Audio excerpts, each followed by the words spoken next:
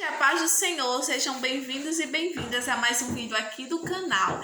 E eu quero pedir para que, se você ainda não é inscrito, se inscreva, ative o sino das notificações, deixe seu like, comente e compartilhe e também me siga nas outras redes sociais, que o link de cada uma delas está na descrição deste vídeo.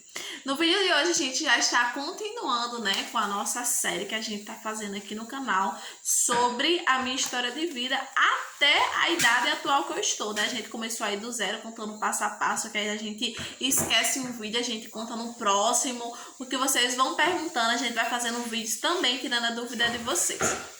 Gente, vamos lá. A primeira igreja que o pai pastoreou, não lembro o tempo que foi exatamente que ele passou, mas foi entre 2 e 3 anos e meio. Foi nesta primeira igreja, só para reforçar que nós fazemos parte do Ministério Assembleia de Deus, Aí a DERN aqui do Rio Grande do Norte.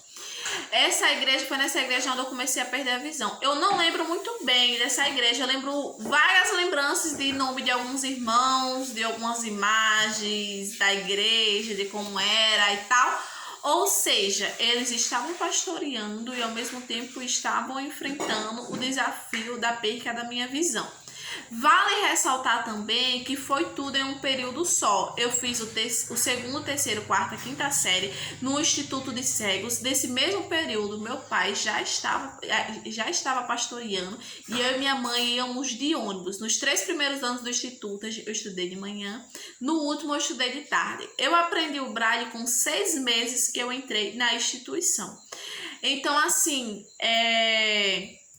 na primeira igreja que ele pastoreava, eu ainda não estava no instituto. Já na segunda, que ele passou 4 anos, foram os 4 anos que eu passei no Instituto de Cegos. Então, era muita coisa para conciliar, A minha ida com mãe, de ônibus, que a gente não mora na capital, a gente mora na cidade vizinha. Ele trabalhando ainda na predeira, Que eu falei para vocês que ele tinha uma predeira e ele era dono. E a questão da igreja e também a questão dos meus irmãos. Era muita coisa para ser conciliada em um período só e coisas difíceis para serem enfrentadas.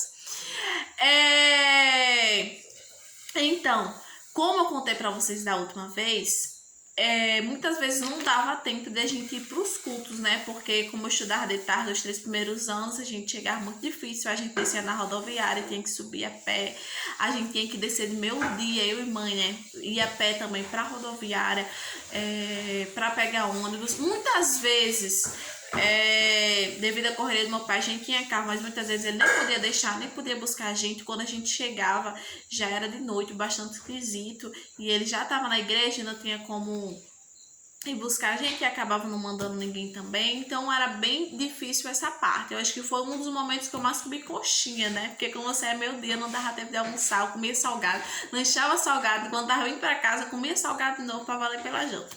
Então foi um tempo meio que a gente adquiriu doenças, Porque comer coisas gordurosas e não adquirir uma boa alimentação acaba nos trazendo muitas doenças e a gente vai perdendo a saúde devido à correria, devido ao sol quente das paradas. E como eu falei para vocês, eu participava, dos cultos de criança, tanto que muitas pessoas perguntaram se eu aceitei a Jesus. Sim, eu aceitei a Jesus, porque no culto de criança, a professora, a líder das crianças, sempre perguntava quem queria aceitar Jesus, e eu sempre aceitava Jesus, então eu sempre fazia a minha confissão. Aí eu não gostava muito, quando eu falei pra vocês, de cantar músicas de crianças, mas automaticamente eu comecei a cantar não só no culto de criança, mas também no culto de adultos. Eu gostava mais de louvores adultos e eu aprendia muito rápido os hinos. Na época era CDs, Minha mãe ia na Lan House e passava o nome do hino, o cara lá baixava, fazia o CD, a gente decorava as faixas, os hinos, então eu ia escutando em casa, no som do carro, e eu aprendia muito rápido e ia cantando nos cultos também. Aí, o que acontece? Na época, em algumas ocasiões, quando eu ia cantar, eu tinha vergonha de ficar lá na frente sozinha. Aí mãe ia, mas eu ficava lá do meu lado, esperando eu cantar até o fim e tal, porque era meio assim, meio sem jeito. Eu tinha muita vergonha, por mais que eu gostasse, mas eu ficava meio assim com vergonha. Até, eu me lembro que eu já grande fui frequentar em uma igreja que pai e mãe viajou, não lembro se as meninas foram. Aí o pastor falou assim, irmã Marlene quiser ficar do lado de Rebeca, mas aí depois que eu cresci, e graças a Deus aí isso já foi sumido. Nessa época, pai, ele pastoreava num lugar muito perigoso, gente. Eu lembro que uma vez eu tava num ensaio de criança e começou a ter um tiroteio em frente da igreja. Ela era tipo uma favela, tanto que o povo chamava lá Morada das Balas, só pra você ter ideia. Tinha várias brigas de criminosos e tudo mais. Aí eu tava saindo, quando começou o tiroteio, a tia falou assim, nossa gente, deita todo mundo, pra não pegar ninguém. Acabaram matando um homem em frente da igreja. Nessa época, eu já frequentava a EBD também, a ensaio de crianças do conjunto, e uma coisa bem legal é que na época tinha 3 regentes. Isso daí que já é até uma dica para alguém que trabalha com criança e que no meio dessas crianças tem alguém com deficiência visual. Aí tinha uma das regentes que ela era bem legal mesmo. Ela sempre me ajudava a aprender o gesto, né? As outras ensinavam o resto dos meninos. E para eu não ficar de fora só cantando e sem gesticular, né? Foi ela mesmo, mãe. Aí ela fica, gente, por trás de mim, me ensinando, mexendo nas minhas mãos. Dizia, Rebeca, nessa parte você faz isso, você faz aquilo. E eu aprendia muito rápido para que quando fosse no culto e as crianças fossem cantar, eu tá incluída lá, entendeu? Fazendo os meus gestos sozinha, acompanhando com os meninos também. Na escola bíblica, na época, eu não sabia que existia a carretilha, então ela sempre tinha ideia para fazer eu pintar os desenhos, né, da escolinha bíblica. Depois da historinha que ela sempre passava, ela pegava a folha e passava bem forte a caneta no verso da folha para que eu conseguisse pintar os desenhos. Elas também faziam as descrições dos desenhos que elas ficavam mostrando na hora da historinha. Elas tentavam me incluir, mandando eu servir o lanche, mandando segurar os cartazes que tinham as figuras e tudo mais. E em relação ao preconceito sempre tem, né? Um menino ou outro falava alguma besteira, mas aí eu dizia, é melhor você segue ir pro céu e ser como você, o Satanás que vai para o inferno e tal. Eu sempre falava isso, gente, porque eu ficava com muita raiva deles. E outra coisa também, né, da minha infância é que eu gostava muito de dar oferta, principalmente na escola bíblica. Toda vez que chegava na hora da oferta, eu corria para pedir a pai para pedir uma moeda para dar de oferta, né? Então, isso foi um ótimo costume também que eu adquiri. Então, assim, foi momentos muito corridos, momentos muito sofridos, assim, mas que valeu a pena, né? Eu fico feliz por isso. Aí, na época também eu participava de muitos passeios no instituto, né? Lá tinha muitos passeios, mas sempre ia comigo nos passeios e tal. Confesso para vocês que desde que eu saí do instituto, desses 4 anos, eu fui apenas alguns dias para as aulas de orientação e mobilidade. Porém, houve alguns tipos de constrangimentos, como uma época chuvosa devido a ter artrite e não poder acordar muito cedo por causa do frio e a dificuldade que eu e mãe tinha de ir a pé para a rodoviária. Eu passei um tempo sem ir. Quando eu voltei aí, já haviam colocado outra pessoa no meu lugar e houve outros constrangimentos. E a professora falou algumas coisas que me deixou meio desgostosa e depois disso eu não quis ir mais, até hoje, né?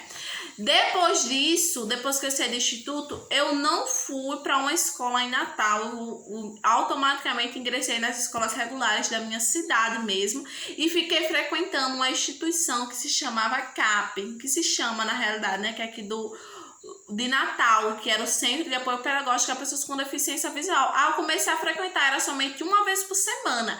Aí pai me levava, né? Na época do instituto, mãe ia comigo, mas na época do CAP, pai me levava. Era uma vez por semana de manhã. Aí lá eu tinha aula de música, aula de informática, aula de português e aula de matemática. Era 4 aulas por semana que eu tinha. Na primeira escola que eu estudei regular foi uma escola estadual, onde eu estudei com um colega meu que também era da mesma cidade, só que ele tinha baixa visão. Foi bem difícil, né? Porque teve algumas dificuldades para fazer as matrículas.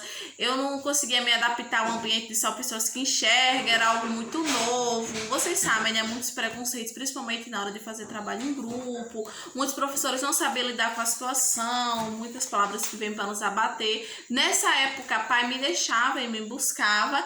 Eu ainda não tinha, né, celular, eu tinha somente um celular, que era um Nokia 208, que eu só sabia, ele nem falava, eu só sabia decorar o número para ligar para papai me buscar. E mãe já tinha me dito que existia celulares que falavam, né? Na época eu tinha Eu digo a vocês, se eu não tivesse entrado no Instituto Federal, eu teria terminado meus estudos com 17 anos. Mas aí eu terminei com 18, porque lá era 4 anos. Ai, mas e a minha filha? É o celular que fala. Dizia, não, mãe, ficar falando, todo mundo escutando, eu prefiro esse aqui mesmo. Aí eu ficava utilizando para ligar.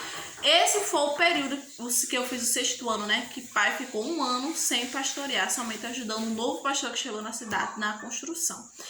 Depois desses 4 anos, quando chegou, né, eu cheguei na 6ª série, nesse 1 ano, eu tô quase concluindo esse vídeo para passar para a próxima, foi quando houve algumas coisas e a empresa de pai faliu completamente, e ele ficou sem nada, ele ficou sem emprego, lá em casa só ele que trabalhava, a gente ficou sem recursos, então assim, foi períodos muito difíceis que a gente passou, mas que a gente tem superado. Só para dar um spoiler para vocês, no próximo vídeo eu vou contar como foi esse momento que meu pai ficou desempregado, perdeu tudo, como foi que a gente passou a viver da obra, assaltos que nós passamos dentro de casa e muito mais. Então se inscreva aqui no canal para que você não possa perder os próximos episódios dessa série incrível que a gente tá fazendo, que a gente também tá adquirindo grandes resultados. Deus abençoe.